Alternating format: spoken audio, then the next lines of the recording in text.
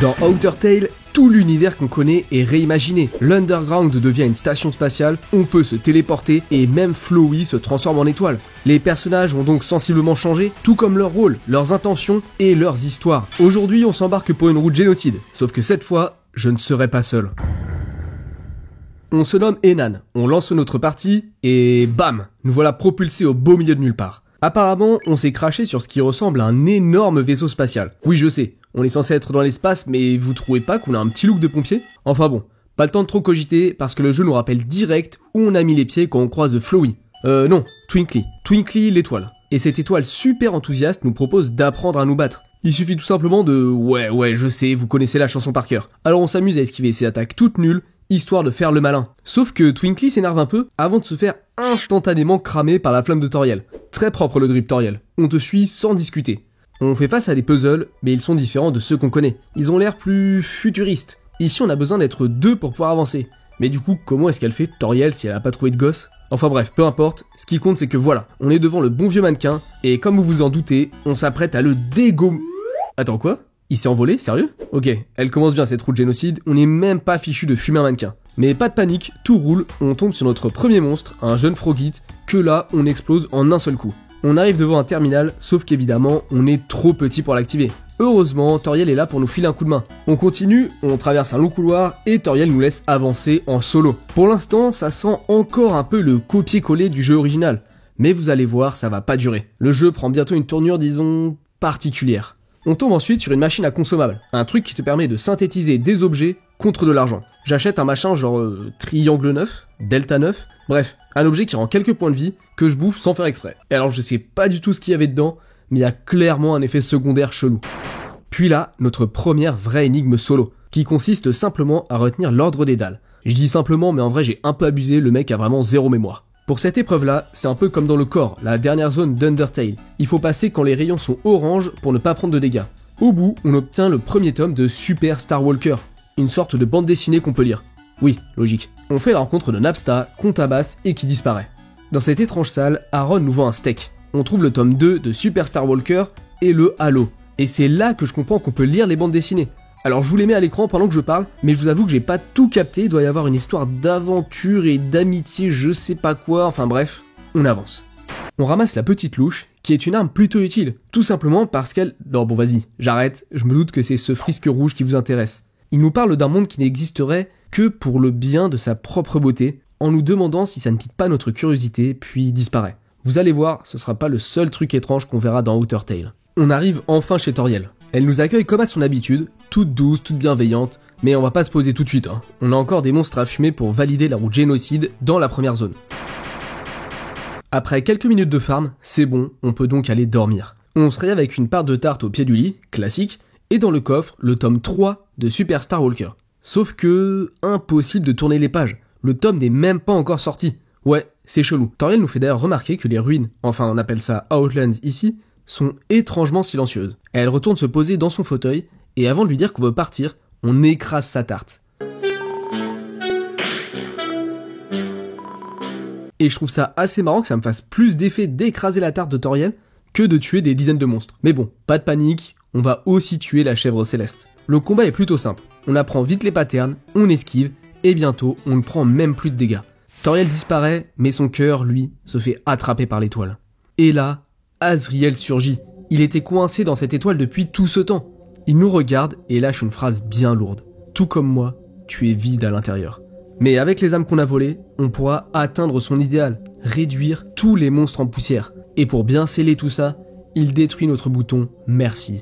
Terminer les choix, terminer les remords, on suit sa route maintenant. Enfin ça, c'est ce que je croyais. Azriel part devant, et alors qu'on le rejoint, on l'entend parler au loin. Il utilisait le téléphone de Toriel pour demander à quelqu'un de ne pas être en retard, nous promettant qu'on comprendra plus tard.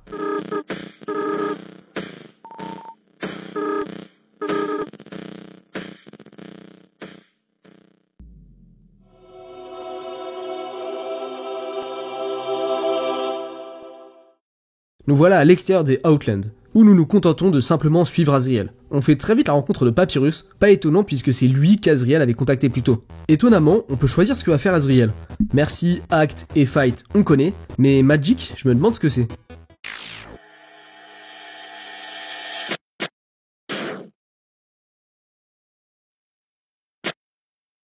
Sans se sacrifie alors pour son frère, et contre toute attente, est réduit en poussière.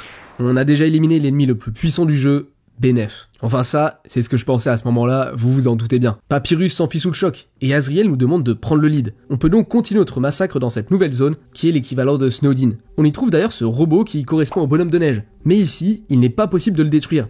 Et c'est même Azriel qui nous empêche de prendre plus de morceaux que nécessaire. C'est vraiment le comble.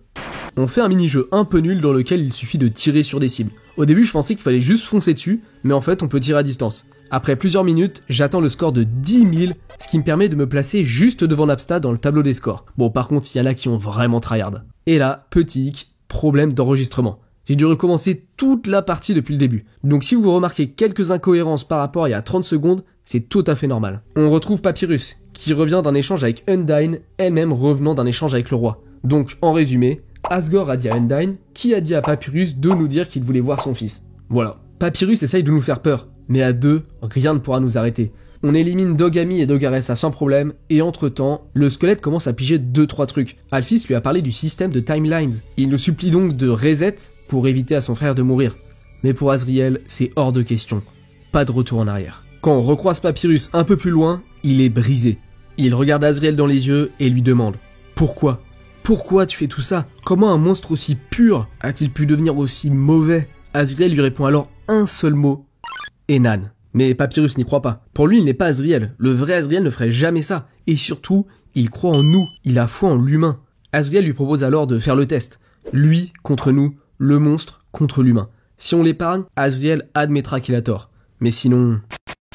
Nous voilà dans la ville de Starton. Alors je refais une petite note ici parce qu'en fait quand on arrive, Azriel nous laisse seuls. D'abord pour qu'on puisse faire notre 1v1 contre Papyrus j'imagine, mais aussi la boîte de dialogue nous apprend que la présence des monstres aux alentours a carrément diminué. Donc il est sûrement allé tuer tous les monstres restants. On commence évidemment par voler les équipements et l'argent du shop. On trouve aussi un consommable qui nous rend 99 points de vie, ultra utile. Honnêtement, il n'y a pas grand chose à faire dans cette ville. Sûrement dû au fait qu'on a tué tout le monde, ou presque. Monster Kid est toujours là, mais croyez-moi, ça aurait été mieux pour lui s'il était mort plus tôt. Papyrus nous attendait et il ne mentait pas, il croit effectivement en nous. Et il nous épargne, ouvrant grand ses bras comme un signe d'accueil, d'acceptation et surtout de pardon.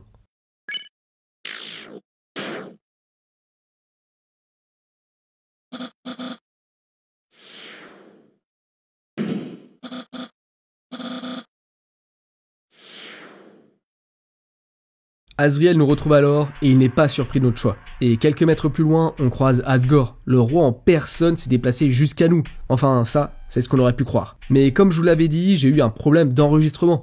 Donc j'ai déjà fait ce passage dans une partie précédente. Azriel sait donc que ce que nous avons devant nous, ce n'est pas le roi Asgore, mais un simple hologramme. Mais effectivement, la première fois, on se retrouve en combat face à lui, avant que l'on découvre la supercherie. La discussion père-fils tourne vite court, et le roi essaye de raisonner Azriel en le faisant réfléchir à ses actes. Mais bon, lui, il s'en fout, et on traverse l'hologramme, atteignant ainsi la fonderie. On tombe sur l'un des gardes-chiens, et il est plutôt puissant. Je me souviens avoir un peu galéré pendant la première partie, mais une fois qu'on sait à quoi s'attendre, le combat se fait vraiment sans problème. On fait face à la première énigme de la zone, qui reprend le système de lumière et miroir qu'on retrouve dans de nombreux jeux. Pas si compliqué, c'est juste parfois difficile de voir précisément où va aller le rayon, mais on s'en sort et on croise à nouveau Asgore. Il essaye une nouvelle fois de raisonner Azriel, puis se questionne. Comment est-ce qu'il en est arrivé là ? Plus de monde natal, plus d'enfants, et il est piégé ici par les humains. Et maintenant, ce royaume va tomber aussi. Azriel se moque alors de lui, puis lui répond sèchement qu'il n'aurait probablement pas dû commencer une guerre. Et il lui demande ensuite ce qu'il compte faire maintenant. Ce à quoi le roi lui répond, la tête baissée. Pour être honnête, je n'en ai aucune idée, Azriel. Comme si ce n'était pas assez, on fait la rencontre d'Undyne, qui heureusement pour nous doit d'abord s'occuper d'évacuer les habitants. On est donc encore tranquille, mais pas pour bien longtemps, puisqu'après avoir fait un beau câlin à notre ami Azriel, on se retrouve dans une zone bien sombre. Et après quelques pas, les lances d'Undyne sortent du sol et nous attaquent. Alors soit je suis ultra nul, soit elles sont vraiment impossibles à esquiver. Mais on s'en sort et on retrouve Monster Kid. Souvenez-vous de ce que j'avais dit la première fois qu'on l'a rencontré. Évidemment, il est fan d'Undyne, et Azriel en sait beaucoup sur le poisson. Alors quand il apprend au gamin monstre qu'Alphys aime secrètement Undyne, il veut en savoir plus. Azriel lui propose alors un deal. Il nous suit et il en saura plus sur Undyne. Deal accepté, on est parti à 3. Ouais, vous le sentez le truc malsain arriver ? Un peu plus loin, Azriel nous quitte. Et Monster Kid, resté seul avec nous, commence à douter. Il a un peu peur de notre pote. Et franchement, je le comprends. Moi aussi, il me fait flipper. Mais il y a une certaine forme de soulagement d'être avec lui, car il nous force un peu la main. Tu te sens moins impliqué dans la génocide. Donc maintenant qu'on est seul, et en plus avec Monster Kid, j'avoue que c'est tentant de mettre fin au massacre. Et pour ne rien arranger, on croise Asgore. Le petit monstre est tout content de voir le roi, mais ce dernier lui pose une simple question. Est-ce que nous, l'humain, avons été gentils avec lui? Monster Kid répond donc que oui. Mais l'autre, par contre, il n'était pas aussi gentil. Le roi en déduit donc que c'est lui, et simplement lui, Azriel, le problème. Nous on comprend bien, mais Monster Kid n'est au courant de rien. Alors lorsque le roi nous dit que finalement Papyrus avait peut-être raison, et que maintenant que nous sommes sans Azriel, c'est le moment de prendre un nouveau départ, Monster Kid, tout naïf, s'exclame qu'il nous aidera. Asgore nous demande de nous souvenir de ces mots, et disparaît. Sur le chemin, on entend à travers les fleurs d'écho des voix de monstres qui fuient. Et au bout de ce même chemin, une zone que vous reconnaîtrez sûrement. Ouais, on est bien dans l'antre de Muffet. On va donc devoir l'affronter. Le combat, il est pas bien compliqué. Et en plus, on a de l'aide. Et oui, Monster Kid nous fait confiance, alors si on lui dit de taper Muffet, bah il le fait. En plus de ça, les attaques de l'araignée sont sensiblement les mêmes que dans Undertale. Alors on en vient à bout dès la première tentative. Pour nous, c'est juste qu'un meurtre de plus. Mais Monster Kid ne comprend même pas ce qu'on vient de faire. Il nous demande pourquoi les monstres disparaissent comme ça. Jusqu'à ce qu'une petite araignée vienne déposer une fleur sur la tombe de Muffet. Et là, Monster Kid comprit.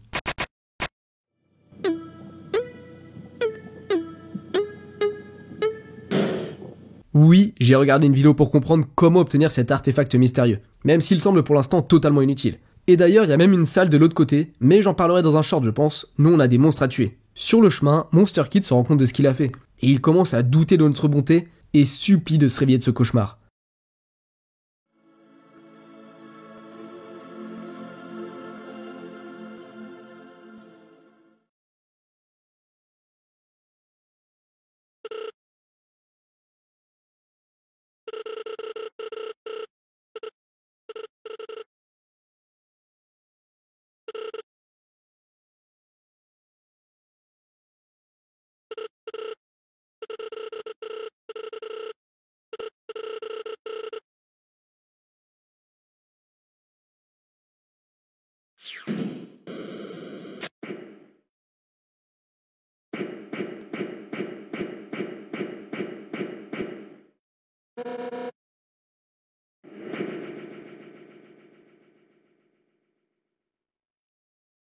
Après qu'Undyne nous ait donné un coup de pied digne de CR7 Prime au lieu de nous tuer, on se retrouve dans la décharge, seul.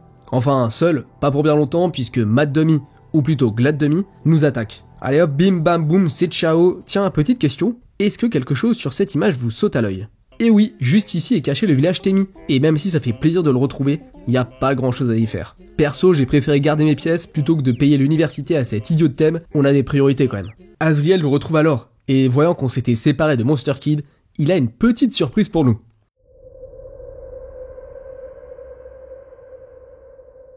On croise encore une fois la route d'Asgore qui s'avère finalement être Alphys. Mais à peine eu le temps de discuter qu'elle prend la fuite. Alors, est-ce qu'on parlait depuis le début avec le docteur? Ou est-ce que c'était seulement 7 fois et c'est pour ça qu'Azriel l'aurait remarqué? Je crois qu'on n'aura pas notre réponse pour l'instant et de toute manière, on a une sacrée énigme devant nous. Sauf qu'Azriel ordonne à Monster Kid de la résoudre, ce qu'il fait sans rechigner et surtout hyper simplement. Ouais, vous vous doutez bien que ce n'est pas le Monster Kid qu'on connaissait. Azriel nous apprend que c'est ça, le potentiel d'un monstre dépourvu de toute émotion inutile.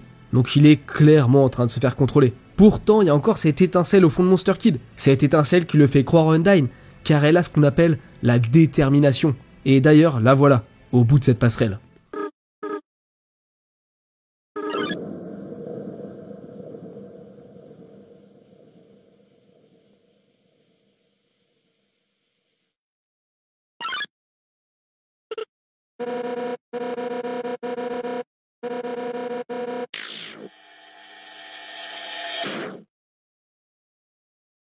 Et oui, à la manière de Squart contre Barbe Blanche, Monster Kid vient d'attaquer Undyne. Mais évidemment, il faut plus qu'un simple coup pour mourir. Elle sent l'énergie parcourir son corps, et pour le salut des monstres et de la galaxie, elle nous tuera.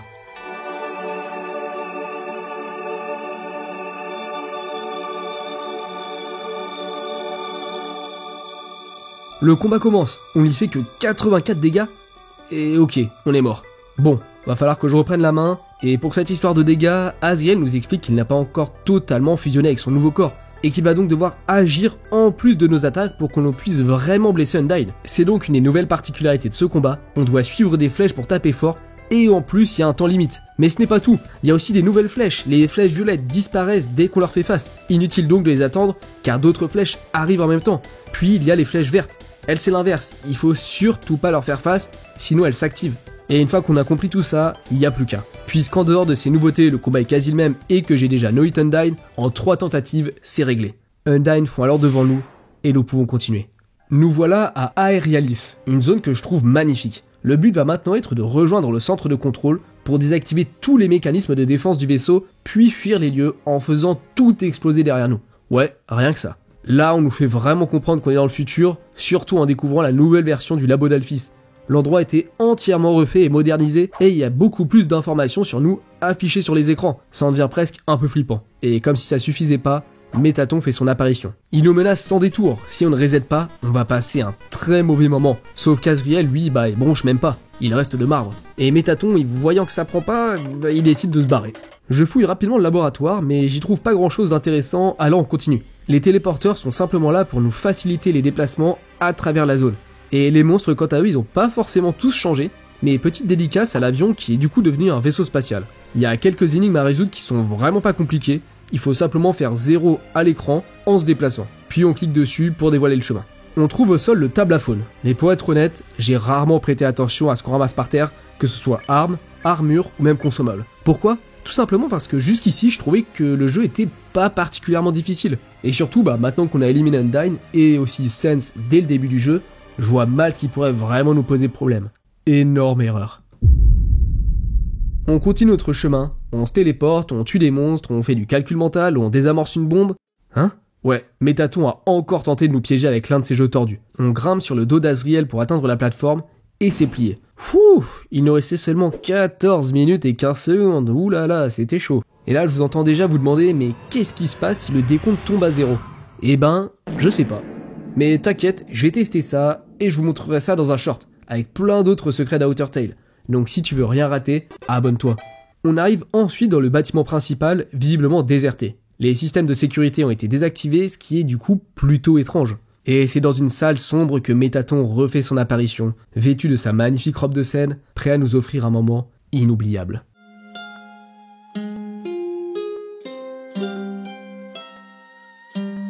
Bon, je vous épargne toute la chanson, mais je trouve ça juste très marrant qu'on s'essuie les larmes avec l'oreille d'Azriel.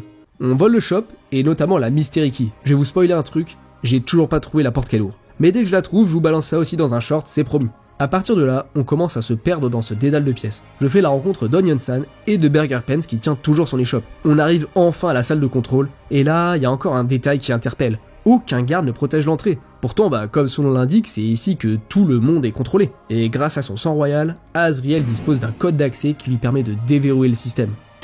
Plus qu'à activer le levier à droite pendant que notre pote s'occupe de l'opposé, et on est good. Mais notre chemin vers la liberté n'est pas pour autant tranquille. On croise déjà ce truc qu'on explose, et on trouve sur le chemin des extraits audio, qui semblent être un échange entre Alphys et Métaton dans lequel la scientifique exprime son amour pour le robot.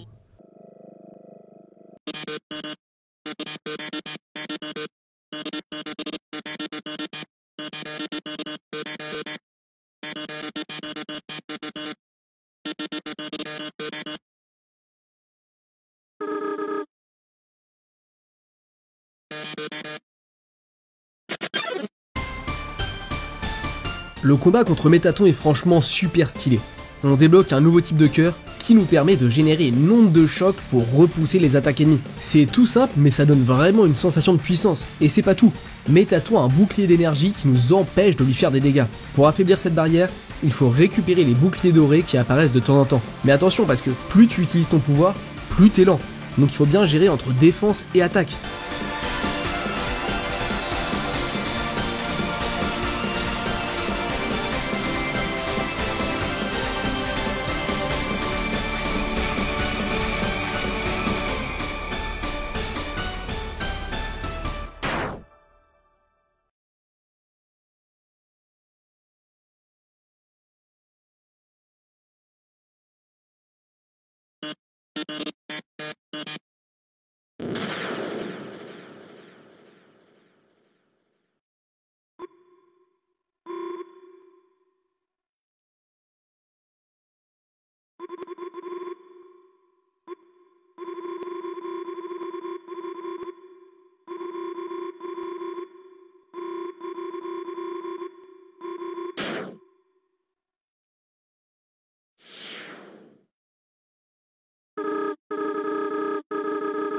Ça y est, la dernière menace est éliminée. On peut enfin s'enfuir et réaliser le rêve d'Azriel. Sur le chemin, il se met à parler. Il raconte son histoire, la vraie. Son réveil transformé en étoile, perdu au milieu du vide. Ses appels à l'aide, lancés dans le silence que personne n'a jamais entendu. Et son père, celui qui avait promis de toujours le protéger, mais qui encore une fois avait échoué.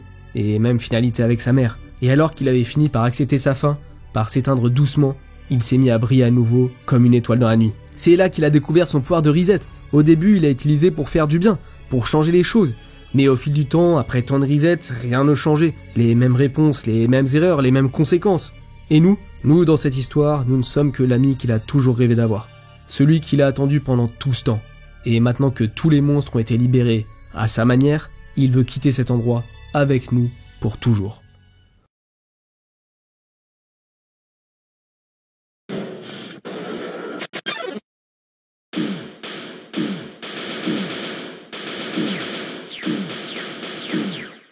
Sans prévenir, le boss final nous attaque. Et clairement, il ne fait qu'une bouchée de nous. Ouais, vous l'avez compris, Sense est mort, donc il fallait bien que quelqu'un prenne sa place. Et qui de mieux qu'un fils ? Oui, beaucoup de monde, ouais, je sais.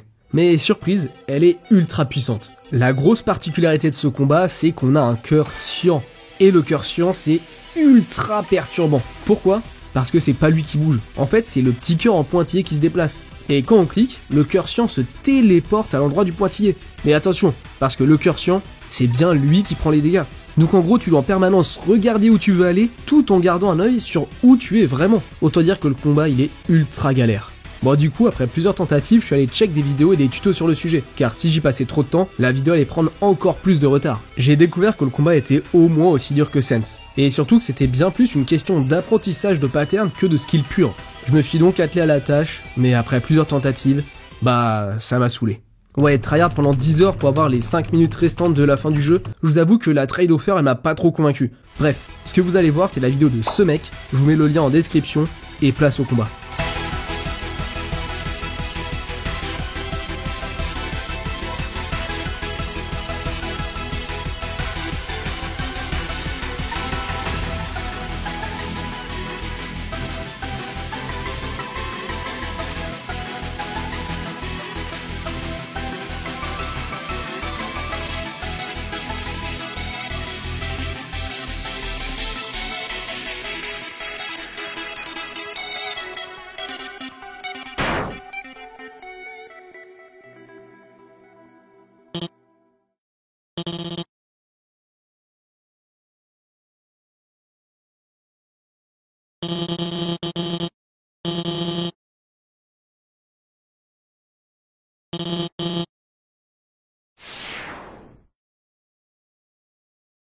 Ça y est, on a tué Alphys. On touche enfin au but. On active le terminal pour ouvrir la porte, mais visiblement, les monstres restants ont déjà évacué. Azriel déclenche alors la séquence d'autodestruction. Il ne reste plus qu'à trouver une navette qui nous permettra de fusionner avec nos âmes pour passer le champ de force.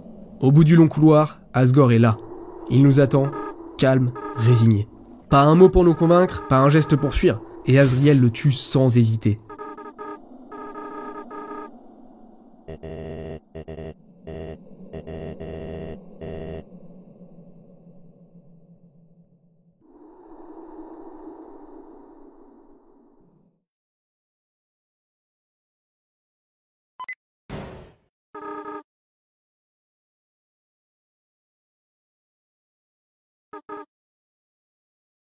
On rejoint notre vaisseau, le protocole de destruction s'active, tandis qu'on quitte enfin cet endroit qu'Azriel a toujours détesté.